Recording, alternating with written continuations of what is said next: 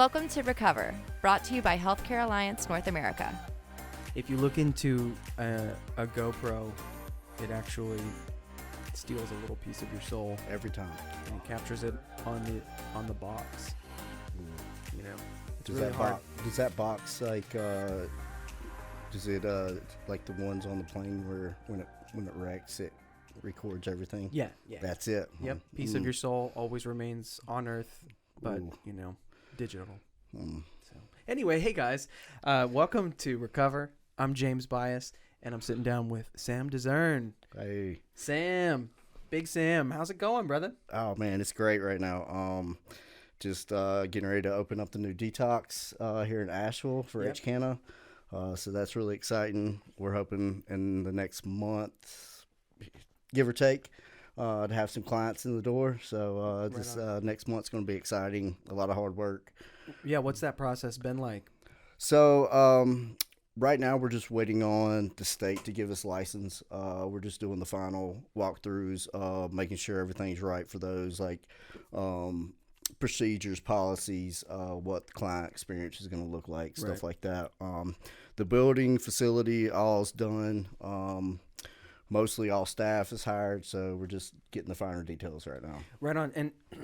And so what is it's a fully medical detox, correct? Yep. Yeah, just a 5 to 10 day detox. Right, and detox. you have medical doctors on staff at a 24/7. Right, and they administer the drugs for people that are tapering off of so they have detox drugs that they kind of help you taper off of your, so that because there are certain things that it's really dangerous to try to detox from without medication. Yeah, mostly alcohol and benzos are your two most fatal. And you can die. Yeah.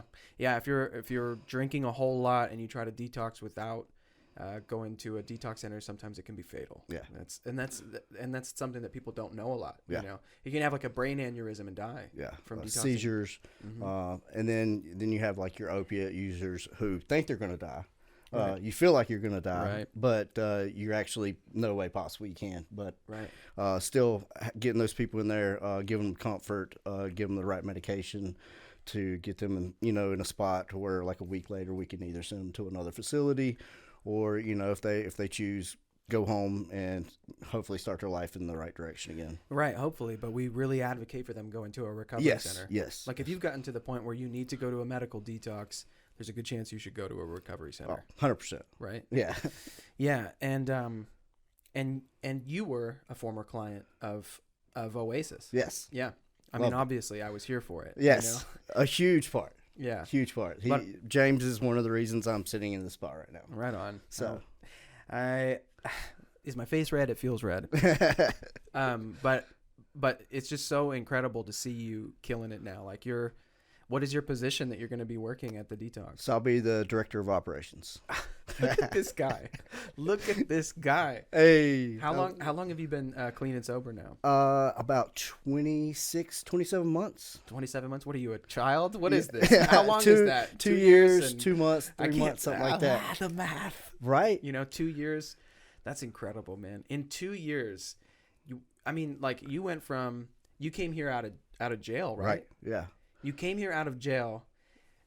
Man, I just this is one of those stories where you're just like, look at this, it's so cool to see you doing good, man. I mean, it was, I'm in my mid 30s, just a dead end life, almost to the point to where I'm about to choose I don't think I can recover. I'm ready to just completely commit to being a drug addict the rest of my life. Right. Just throw it all in, just mail it in, just go ahead and destroy all the relationships I have left, everything, and just live that life. Because living a double life is not fun. Right. Trying to be, straight and be there for your family, but then on the other side, use the way I want to use. Right. I just couldn't do that anymore. So I was to the point to where it was, I'm going to go do my jail time, and I'm just going to be a career criminal and, a drug addict. Right.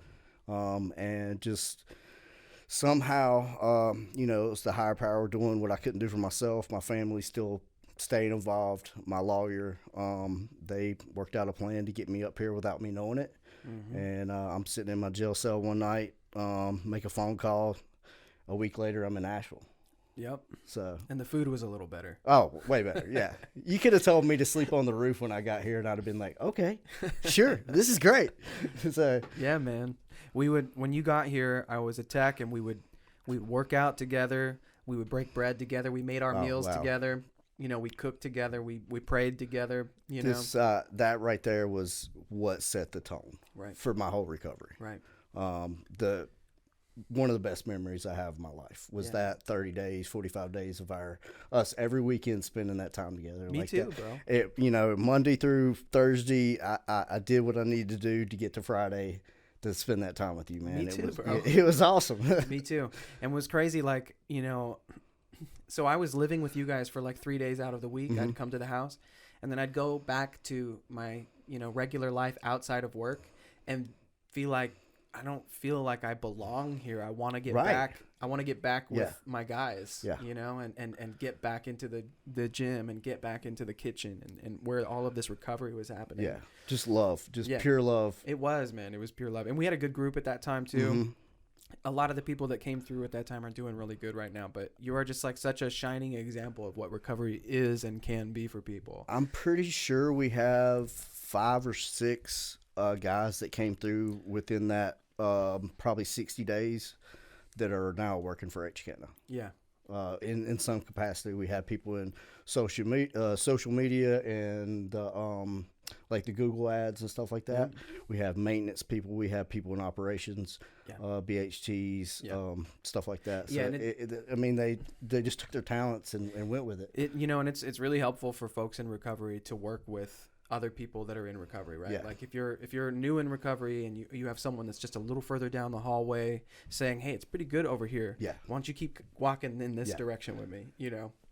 Just living that attractive lifestyle for the people, like you said, right behind you. That was so big. That was the one thing that caught my attention when I came to Oasis. It was first I watched staff and the way they interacted with themselves and the way they loved each other, and it felt like a group that I wanted to be a part of. Right. And then down the line, the way they treated the clients and just the love and the respect and the interest they showed in the clients. Right. And it wasn't long after I was here, I was like, I've got to be a part of this for long term. Like I'm going to work here. Yep. So. Yeah, man. I remember we had a fire in us, you know, still do.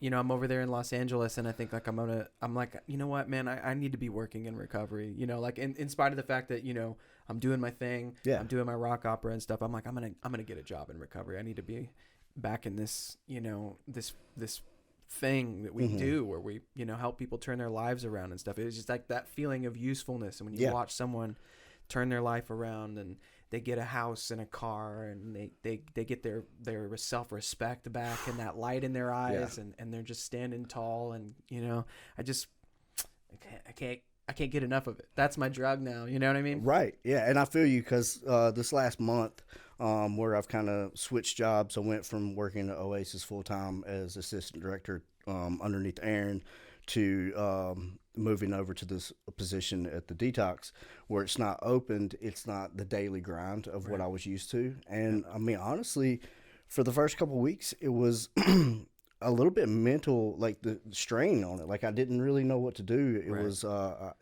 it didn't put me in a totally bad place, but it was a weird place. Right. I went from going 100 miles an hour all day, every day, being on the front lines, talking to people, helping people. Right. And then all of a sudden I'm in the background and I don't have as much to do. Right.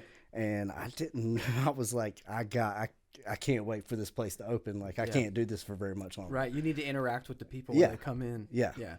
Even like recently I've transported a few people to the recovery centers. Yeah. And that time of sitting in the car with them and just being like, you know, tell me what got you here. And then I'll tell them, you know, well, you know, I've been sober for a long time and, you know, it gets better, you know, and just like having an opportunity to just, you know, give testimony basically to somebody. Yeah. You know? And being that first face and that first voice that they hear on that car ride. Yeah. I really enjoy doing that every now and then as well. Yeah. And just, you know, seeing them get in that car with no hope and just devastation and just the lowest point, and then hopefully that 2-hour car ride when they get out, they at least have a small smile on their face, and they're kind of looking forward to this journey. Yeah. And you're pull away and you're like, maybe I might have changed the course of this guy's recovery or this female's recovery by just our conversation. Yep, absolutely. Yeah. I gave a gal a ride to Knoxville, and on the way I was like, from Knoxville here, and I was like, you want to listen to some music? And she was like, yeah. And I'm like playing her some songs, and she's like, I'm so nervous going there. And I was like, hey, why don't you play DJ? Why don't you show me some songs that you like? Yeah. Just like trying to give her the opportunity to like be in a place of comfort and familiarity in this new place that she's going. And then like, tell me who's the guy that wrote this? Then we start talking about music, and before you know it, we're here. So I went on a hike with the females yesterday, and she was she was already looking like a couple days later, she's already looking like strong. You know? It doesn't take long, especially in this environment. Oasis does such a good job of cultivating a culture and a community, and just a way to belong and to heal. I really enjoyed being a part of that as a client, as a staff, and just moving forward with this company, just seeing how far we can take this. Yeah, man. So. Yeah, and it builds like a, there's like a beacon of hope and light in the community of Asheville, and there's really great, there's a few really great recovery centers here in Asheville. It's a place of healing, so I'm really happy that we're getting a full medical detox that's associated with the HCANA. This is big. Properties. I think, I don't know for a fact, but I'm pretty sure we're the third licensed private detox in the state of North Carolina. Okay, so cool. That's big. Yeah. I believe there's one in Wilmington. There's maybe one outside of Charlotte, and that's it. It was very tough to get the license for that. So this is big for Asheville, for HCANA, for North Carolina as a whole. We're finally turning the corner of the proper way to deal with this problem. Right. We went through the whole just send people to jail. Let's all that. It doesn't work. Take them off the street. Yeah. Punish them. Slap them on the wrist. It's not going to work. So changing directions and actually dealing with the problem on the front end instead of the back end is going to be huge for us going forward as a society. I think one of the things that that's really important too, apart from the facilities that we open, is educating people in recovery about how helpful they can be in helping others recover. I think like when you deputize someone with and you give them the opportunity to share their story, and you let them know how helpful it can be to other people, I think that gives them a sense of purpose, and it gives them the opportunity to turn their pain and their suffering into a story that gets to help other people. Right. You know what I'm saying? Yeah. Instead of it just being this, this guilt fest and this all this shame and remorse, and there's no positivity in it whatsoever. Yeah. If you can you are redeemable, yes. And when you get your redemption, that redemption becomes inspiration for others. Most definitely. No matter how far down you've gone down the the barrel, like if you've done something that you find is reprehensible, if you can figure out how to turn that, those moments of shame and lowness in your life, if you can figure out how to transmute it and share it with other people, you could inspire someone to realize that they have the power to redeem themselves. Yeah, I think that was really big for me early. Even being like 2-3 weeks out of recovery or out of treatment, the fact that the house I was living in, they made us come back and tell our story quite often. Yeah. And you really didn't know the magnitude of it. You're just doing what you're being told to do. Right. But then, 4 or 5 months down the line, you have guys coming up to you going, dude, you're the reason why I stayed that week. Right. I was getting ready to walk out the door. Right. And you came in, you told your story, and I thought, why not? I'll give it a try. You know, and then it just, like you said, it just starts building and building, and then you're like, this is like purpose. Yes. This is this is why I went through what I went through to get to this point. Right. So because there is a lot of darkness in the world. Yeah. And it's like I don't know necessarily how to end world hunger per se. But I can feed one guy. Yep. I can't like eradicate addiction from the face of the planet, but I can help people recover from it. Yeah. You know what I'm saying? Yeah. And if I do that with one person, who knows how many people they're going to do it with. And then it just spreads in this, this really beautiful way. Awesome. If you could tell somebody who's thinking about getting clean and sober, and they're kind of toying with the idea of coming to a recovery center or rehab, what's a little tidbit of advice that you would give them? Wow. I mean, for one, it's possible. Right. And then two, like, just seeing how my story transpired over the last 2 years, like, just think about everything good that you might want in your life and then times that by 1,000. Right. Because it's going to happen. Right. Maybe not in the first couple months, and it might happen in the first couple months. Who knows? Right. Because everybody's journey is a little different. The timeline's always a little different, but eventually you will get to a point to where you will be living a life that you did not know was possible. Yeah. And that's, and I heard that so many times, in the years past, trying to get some clean time underneath my belt. Yep. And I never believed it. Right. But then all of a sudden, it happened. Yep. And now I just wish I could give. Some days I wake up and just the feeling of gratitude and just overwhelming just emotions that I'm just like living the life I'm supposed to live. If I could just share that, just one little piece of that with everybody coming in the door right here, it would be awesome because they would totally buy it. Yeah. So. Well, that's what we're doing right now. Yeah, we're sharing that feeling right now. Yeah. I think once again, I'm so proud and happy for you, man. And just keep doing what you're doing, bro. And never ever lose touch with me. I meant what I said about I got the rock out. I got a suit, bro. Yeah. I'm coming to your wedding. Yeah, and that's the thing, man. Like.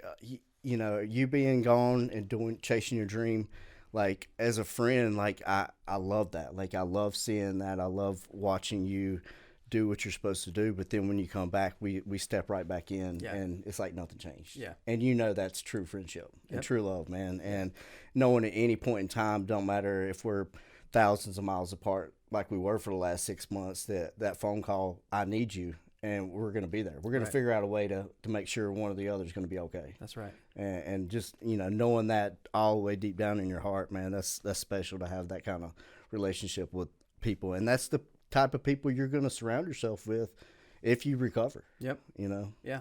Yeah, you start to pick the people that have your back for real. Yeah. There's no like secret competition, like backbiting type stuff going on.